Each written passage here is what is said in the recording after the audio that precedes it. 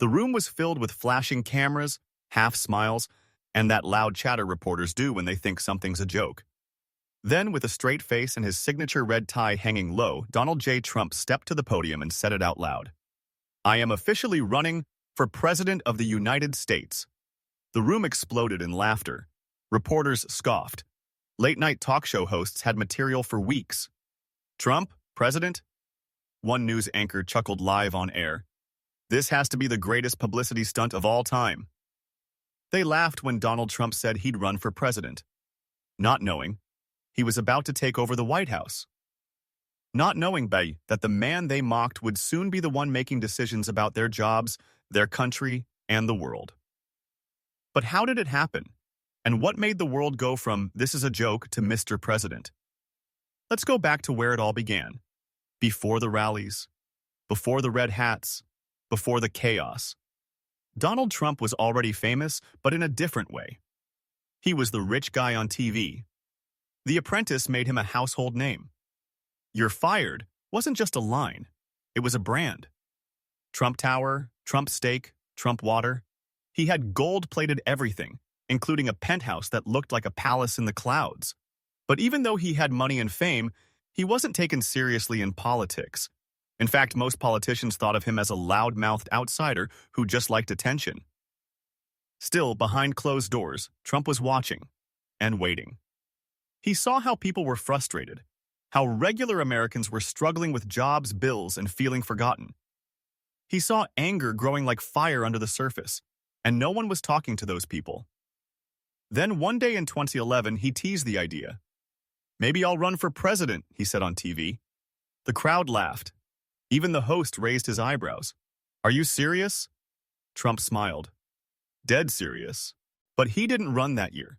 He pulled back, studied, waited.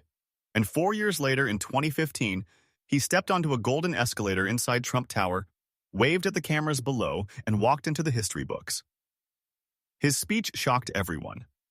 He didn't sound like the other politicians. He didn't use perfect words. He didn't play safe. He called out everyone, Democrats, Republicans, trade deals, and immigration. It was raw, wild, and messy. But for millions of Americans, it felt real. While the media mocked him, Trump's words were landing with truck drivers, factory workers, and small-town folks who felt ignored for years. He wasn't just talking at them, he was talking to them. Suddenly, the numbers started to shift. Polls that first had him at 1% began to climb. He wasn't just surviving debates, he was stealing the spotlight. When other candidates played nice, he threw jabs. When they tried to ignore him, he made headlines. He didn't care about being polished. He cared about winning. And then, he started winning. He crushed the GOP frontrunners. Governors, senators, seasoned politicians, they dropped out one by one. Marco Rubio, Jeb Bush, even Ted Cruz. Gone. Some people still didn't believe it. "It's just a phase," they said. But it wasn't. By the summer of 2016, Donald Trump was the Republican nominee for President of the United States. And then, things got ugly. Scandals exploded. Leaked tapes, protests, lawsuits, old tweets, everything came flying at him. The media predicted his downfall almost daily. Even leaders in his own party distanced themselves. And while all this was happening, his opponent, Hillary Clinton, was rising. She had experience, connections, and the support of past presidents. Her campaign was polished, smart, safe. Trump's, loud, unpredictable, and fueled by the people who felt like nobody else was listening. The polls said he couldn't win. But Trump had one weapon nobody expected: momentum. He packed stadiums like they were rock concerts. He used Twitter like a weapon. He said things no one else dared to say. The more people attacked him, the more his supporters doubled down. And then came election night. As the first few states rolled in, everything looked normal. Hillary was leading. The experts smiled. This is going as expected.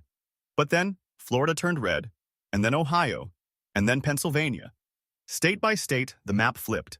By the time California came in, it was too late. America was in shock. And at around 3 a.m., with eyes red from hours of watching the news, the words flashed across every screen. Donald Trump elected 45th President of the United States. People cried.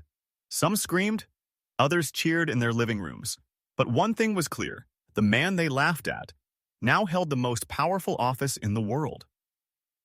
But as he stepped onto that stage in New York, about to speak as the new president-elect, someone close to him received a call that would change everything. The call came through a secure line. Jared Kushner answered, his face suddenly drained of color. He whispered something to Ivanka, who turned and glanced at her father, Donald Trump, now standing behind the curtain, just seconds away from stepping onto the victory stage. "What's wrong?" she asked. Jared didn't answer at first. Then he leaned in close and said, "It's from Langley. They want to talk. Urgently." Ivanka's eyes widened. Back on stage, the crowd chanted, "USA! USA! USA!" The lights were blinding. The music roared. Trump straightened his red tie, adjusted his jacket, and stepped out to cheers louder than thunder. No one in the audience knew what had just happened. To them, it was a moment of celebration. The impossible had happened. But behind the scenes, the government was already moving. And Trump didn't even know why. That phone call would be the start of a quiet war, not the kind with bombs or bullets, but one fought in shadows with secrets, data, and betrayal. But before that war began, let's go back. Back to the hours before the world changed forever. Trump had spent most of election night watching the results come in from his private suite in Trump Tower. At first, the room was tense, quiet, only the occasional tap of a phone screen or whisper among aides. But then something shifted. Florida flipped red. Trump leaned forward in his chair, squinting at the numbers. "Are we winning?" he asked, half in disbelief. Kellyanne Conway checked her notes and nodded. "We are. If these numbers hold in the Rust Belt, we're in." Steve Bannon paced like a lion in a cage. "If we win Pennsylvania, it's done." Trump chuckled. "They said I was a clown, that I wouldn't even make it past Iowa." He was remembering the early days, when even Fox News treated his run like a comedy sketch, when people called him a distraction from the real race, when networks only aired his speeches because they brought in ratings, not because they thought he had a chance. But now those same networks were cutting to live shots of sobbing Hillary supporters and stunned anchors fumbling with their notes. By midnight, the White House had gone silent. President Obama had reportedly called Hillary, and Trump's team was preparing for something no one truly believed would happen: victory. But even as the numbers became impossible to ignore, Trump didn't celebrate. Not yet. He leaned in, stared at the TV, and said, I told them, this would happen." What people didn't know was that Trump had been planning this longer than anyone realized. Way before he even rode that golden escalator in 2015, he had been quietly gathering pieces. Strategists, data scientists, social media experts. People who understood how information, real or fake, moved through space faster than any ad ever could. Steve Bannon once said, "Politics is downstream from culture." Trump had already won the culture war. The memes, the viral moments, the endless headlines, love him or hate him, everyone was talking about him. And that was the goal all along. But the closer they got to victory, the more they began to realize something wasn't right. Bannon noticed it first. "I'm getting texts from 4 major outlets," he muttered, looking at his phone. "They're saying internal staff are being pulled. Intelligence analysts, security." Reince Priebus stepped into the room, pale and nervous. "Something's going on in D.C. They're activating background checks already, the kind they don't usually start until the inauguration." Trump raised an eyebrow. "Isn't that good?" Priebus hesitated. "It's fast, too fast." That was when the call to Jared came, and no one knew what it meant. But let's go back even further. Back to when Trump first told his closest allies that he was seriously going to run. It wasn't in a press conference, it wasn't on TV. It was at a private dinner, high above Manhattan. The table was long, filled with some of the most powerful names in business and media. Trump tapped a spoon against his glass. "I'm going to run," he said calmly. The table laughed. A CEO from a media company raised his glass. To the greatest marketing move of the decade. Trump didn't smile. "I'm not kidding," he said. "I'm going to run, and I'm going to win." Another man chuckled. "You know it's not like buying a hotel, right?" Trump leaned in, his eyes cold. "I've spent 30 years building towers, brands, empires. And you think I can't take an office?" The table quieted. He looked around. "You're laughing now, but just wait." And now, here he was, on a stage in New York City, holding up a fist, the world watching. Only this time, no one was laughing.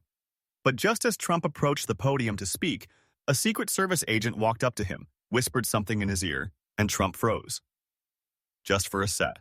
Conned. Then, with a serious face, he nodded, turned to the microphone, and began. "Thank you. Thank you very much. Sorry to keep you waiting. Complicated business. Complicated." But no one in the audience knew that in that moment, Donald Trump had just been told something that could threaten the presidency before it even began. What Trump heard from the Secret Service agent wasn't about celebration or press schedules. It was a warning. A major leak had been detected. Just minutes before his victory speech, intelligence officials discovered that confidential files tied to the Trump campaign had been accessed by an anonymous user from inside a private U.S. government server. No foreign actors, no hackers from across the globe. This breach came from the inside. Trump, ever the dealmaker, kept his cool. He smiled at the cameras, waved at the crowd, and continued his speech like everything was fine. "America will start winning again, winning like never before." But behind those confident words, his mind was racing. Who would try to sabotage him before he even got sworn in? What could possibly be inside those files? The next morning, his transition team was in chaos. Security briefings were canceled. Phone calls went unanswered. And then, out of nowhere, a name emerged. Not a foreign spy, not a disgruntled staffer. It was Lawrence Benson, a quiet, mid-level data analyst who'd been with the intelligence community for 14 years. Most people in Washington had never heard of him. He never gave interviews, never took credit, he just did his job. But Lawrence had a secret. He'd been watching the election from the inside, not just as a government employee, but as a private citizen who believed the system was broken. And when Trump announced his candidacy, Lawrence started quietly collecting data. Tweets, surveys, voter sentiment, comments on obscure forums. Not to expose Trump, but to understand why someone like him was gaining traction. What he found shocked him. The people who were ignored, mocked, or silenced for years were now uniting behind a man they didn't trust, but who they believed heard them. Lawrence realized something the rest of D.C. missed. Trump wasn't a glitch in the system. He was the system finally snapping back. So he did something unthinkable. He leaked the audition tape. Not a TV audition, Trump's first political test years earlier when he privately pitched his plan to enter politics to a secret focus group. A session that was recorded and buried. A session where Trump predicted the exact states he would need to win and how he'd do it.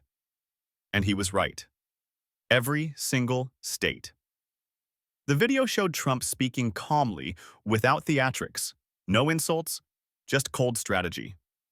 "I don't need every voter," he said in the tape. "I need the ones no one else is talking to." The leak changed everything. Suddenly, Trump wasn't just lucky. He was calculated, smart, prepared. And for those who once called him a joke, it was a chilling revelation. Within days, the video racked up 50 million views. Reporters scrambled to verify it. The White House, still under Obama, declined to comment, but insiders confirmed it was real. And the man who leaked it, Lawrence Benson, disappeared. No arrests, no press conferences, just gone. Some say he was taken into protective custody. Others believe he was silenced. But there's one theory that stands out. A year into Trump's presidency, a new data director was quietly added to the White House's internal tech team. No photo, no press release, just a name. L. Benson. To this day, no one knows if it was him. But one thing is certain. The man they laughed at had not only taken over the White House, He had turned the laughter into loyalty, and the quiet man they all thought didn't matter, he had pulled the strings that changed everything.